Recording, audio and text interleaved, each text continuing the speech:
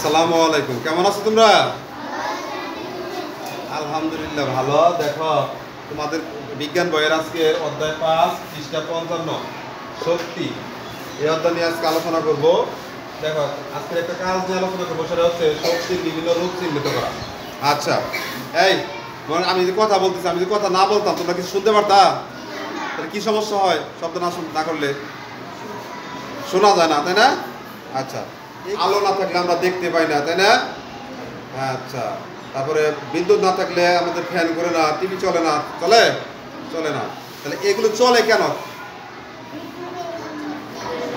এই যে আলো যাচ্ছে, এই যে আমরা দেখতে পাচ্ছি আলো কি এমনি এমনি আসে? তাহলে এই যে ফ্যানগুলো ঘুরতেছে, তোমরা দেখো, এই যে ফ্যান পাখা ঘুরতেছে না? এটা যখন বিদ্যুৎ ছিল না তখন কি ঘুরছে? তাহলে এখন ঘুরতেছে কেন? শক্তির জন্য। কিসের জন্য? আচ্ছা, এই যে ফ্যান ঘুরতেছে, আমরা দেখতেছি, এই যে আমরা শব্দ শুনতে পাচ্ছি, টিভিতে আমরা নাটক গান শুনি বা বিভিন্ন অনুষ্ঠান শুনি না, দেখি এবং শুনি দুটোই। আচ্ছা, তারপরে যে আমরা তাপ পাই, এগুলো কি এমনি এমনি আসে? কিসের ফলে আসে এগুলা? এগুলো হলো শক্তি। এগুলা কি শক্তি? আচ্ছা, এই যে কথা বলতেছি, আমার শক্তি প্রয়োজন হচ্ছে, তাই না? এই যে জিনিসগুলো আমরা আলোচনা করলাম, এগুলো হচ্ছে কি শক্তি, অর্থাৎ কাজ করার যে সামর্থ্য, এটাই শক্তি। কাজ করার সামর্থ্য কি?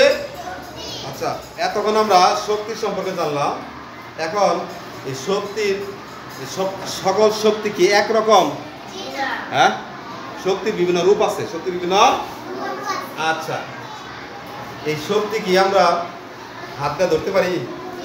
হ্যাঁ, দেখা যায়, কিন্তু এই শক্তি প্রয়োগ করলে কাজটা আমরা বুঝতে পারি যে এই কাজটা হচ্ছে, তাই না? তাহলে এই যে এই শক্তির বিভিন্ন ধরন বা রূপ আছে।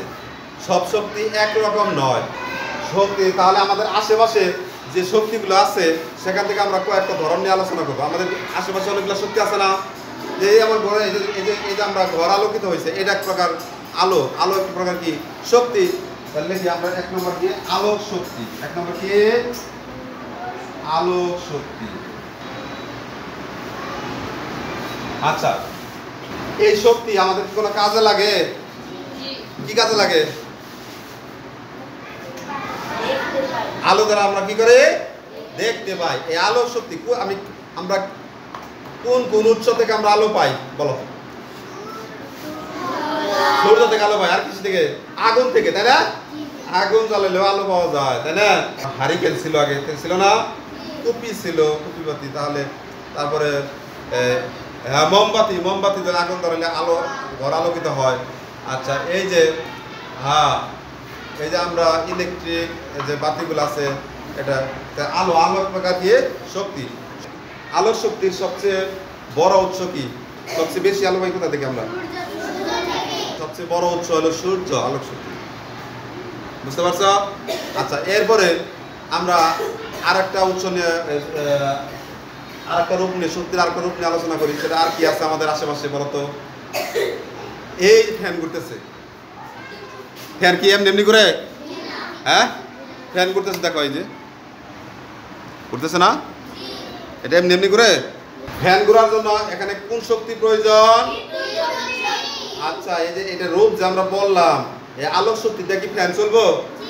হ্যাঁ, এক এক শক্তির কাজ এক এক রকম। এখন বুঝতে পারছো সবাই যে শক্তি যে ভিন্ন ধরনের?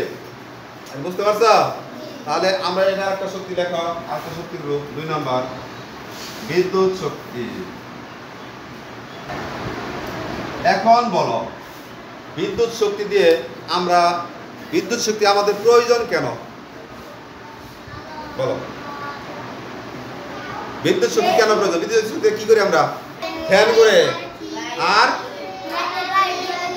লাইট, বৈদ্যুতিক লাইট চলে, হ্যাঁ, বাল্ব চলে, তারপর টিভি চলে, আর কি? হ্যাঁ, মোবাইল চার্জার, লাইট চার্জ হয়, হ্যাঁ, তারপর হ্যাঁ। আচ্ছা, এটা আমরা এই বিদ্যুৎ শক্তিটা এটা কোথা থেকে আমরা সংযোগ দেই? হ্যাঁ, বাড়িতে ওই বাড়ির পাশে বিদ্যুতের খুঁটি আছে না, ওখান থেকে। আমরা এইটা ছাড়াও আর কোথা থেকে আমরা এই বিদ্যুৎ শক্তিটা পেতে পারি? ও, সোলার একটা আছে ওটা। আর আর কি ভাই? ব্যাটারি আছে না? হ্যাঁ,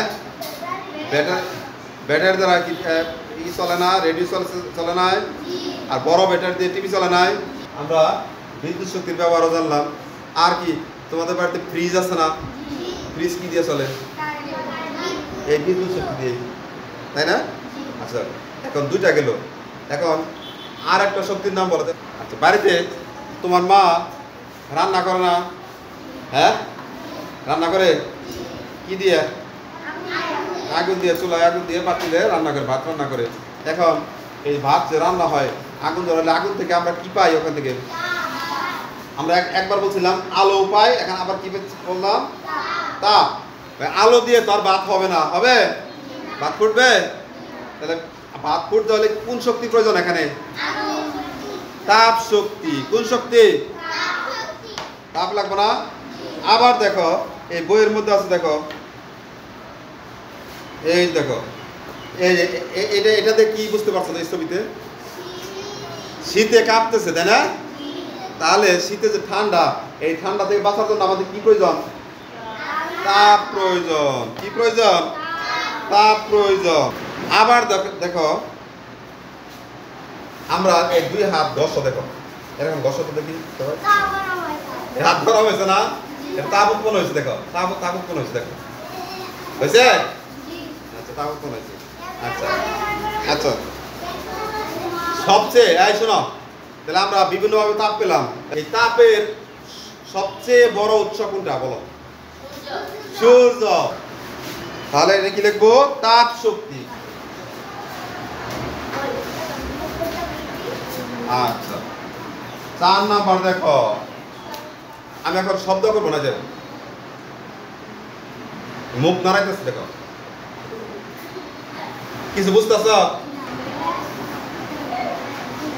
কি বুঝলা? শব্দ হইতেছে? হ্যাঁ, কোন কাজ হইতেছে?